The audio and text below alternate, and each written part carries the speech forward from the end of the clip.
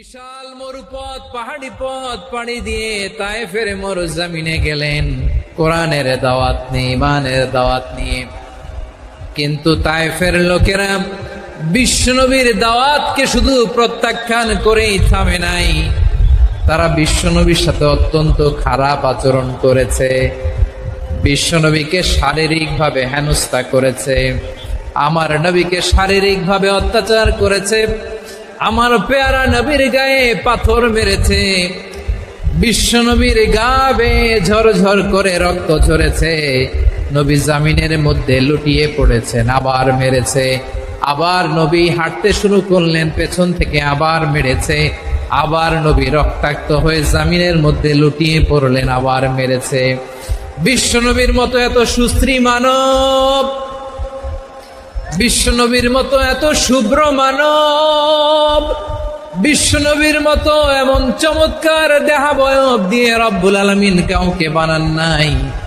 এরকম চমৎকার মানুষটাকে তারা তায়েফের ওই জমিনে রক্তাক্ত করেছে। বিশ্বনবী দুনিয়ার কোনো স্বার্থের জন্য সেখানে যান নাই, নিজের কোনো লাভের জন্য, প্রাপ্তির জন্য যান নাই, তায়েফবাসীদের জাহান্নামের আগুন থেকে বাঁচাতে গিয়েছেন। ঠিক কিনা বলেন? খেয়ে না খেয়ে দিন প্রচারের কাজে নিজেকে দিয়েছ বিলিয়ে, তায়েফের কাফিরেরা চিনল না সে আলো, দুষ্ট ছেলেদের পিছু দিল লেলিয়ে, পাথরের আঘাতে ক্ষত বিক্ষত হয়ে সারা শরীর থেকে রক্ত ঝরে। হে রাসূল তোমাকে ভুলি আমি কেমন করে, হে রাসূল তোমাকে ভুলি আমি কেমন করে। পারেন না আপনারা? ধরুন আমার সাথে। হাজার ব্যথা বেদনার পরে ফিরে আসনি তুমি আপন ঘরে, দিনের আলো তুমি ছড়িয়ে দিতে চলে গেলে মদিনায় মক্কা ছেড়ে। হে রাসূল তোমাকে ভুলি আমি কেমন করে, হে রাসূল তোমাকে ভুলি আমি কেমন করে। ঠিক কিনা বলে? প্রিয় ভাইরা, তায়েফের ছেলেরা নবীকে রক্তাক্ত করলো। আমার নবী কই যাবে? কই যাবে? মক্কায় জায়গা নাই, তায়েফে জায়গা নাই।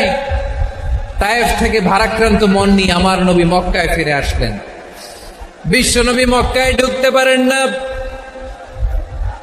মক্কার মরুভূমির দিকে তাকিয়ে, উপত্যকার দিকে তাকিয়ে বিশ্বনবী ধা ধা করে কাঁদেন, ঝরঝর করে নবীর চেহারা মোবারক থেকে চোখের পানিগুলো বেয়ে বেয়ে পড়ে। আমার জন্মস্থান, আমার শৈশব, কৈশোর, যৌবন কেটেছে এই মক্কায়, আমার এলাকায় আমি ঢুকতে পারি না। বিশ্বনবী মক্কার অনতি দূরে দাঁড়িয়ে যায়েদকে পাঠালেন, যায়েদ যাও দেখো কেউ আমাকে সাপোর্ট করার মতো আছে কিনা, যাও অমুকের কাছে যাও। সৈয়দনা যায়েদ গেলেন, তারাও প্রত্যাখ্যান করে ফিরিয়ে দেয়। বিশ্বনবী বললেন যাও অমুক লোকের কাছে যাও, তিনিও প্রত্যাখ্যান করে ফিরিয়ে দিলেন। কেউ বিশ্বনবীকে আশ্রয় দিতে রাজি হয় না। নিজ জন্মভূমিতে বিতাড়িত বিশ্বনবী, সর্বশেষ বিশ্বনবী বললেন যাও মুতঈম ইবনে আদির ঘরে যাও। মুতঈম ইবনে আদি মুশরিক, তার কাছে যাও। গেলেন, মুতঈম ইবনে আদি রাজি হয়ে গেল। সুবহানাল্লাহ বলেন। দেখেন, অনেক বিপদের সময়ও আমি নিজে সাক্ষী, সামাজিকভাবে, রাজনৈতিকভাবে কত ঝঞ্ঝা, কত ষড়যন্ত্র, কত কনস্পাইরেসি পাড়ি দিয়ে আমাদেরকে সামনে এগিয়ে যেতে হয়। এই শত্রুদের ভেতরেও একজনকে দাঁড় করিয়ে দেয় যে আল্লাহর কোরআনের জন্য রেডি হয়ে যায়। পড়েন সুবহানাল্লাহ। মুতঈম ইবনে আদি, আল্লাহ তার মনকে নরম করে দিলেন। মুতঈম বলে, মুহাম্মদ আমি তোমাকে আশ্রয় দিব। তার দুই ছেলেকে পাঠালেন, যাও খোলা তলোয়ার নিয়ে, স্কট দিয়ে, গার্ড অফ অনার দিয়ে মোহাম্মদকে মক্কায় ঢুকাও আর বলো আমি আমান দেব। আমান কি দিব? আমান মানে সিকিউরিটি, নিরাপত্তা। সিকিউরিটি ছাড়া, আমান দেওয়া ছাড়া কেউ থাকতে পারতো না মক্কায়। দুই ছেলে বিষ্ণু ঈসা ইসলামকে নিয়ে আসলো। নবী কাবার চারদিকে তাওয়াফ করলেন, নামাজ পড়লেন।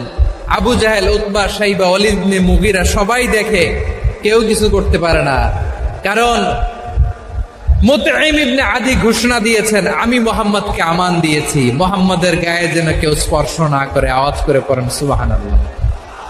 নবীর এই বিপদ কালে মুহূর্তে মুতঈমের হৃদয়টারে নরম করে দিল কে? আচ্ছা, লালমনিরহাট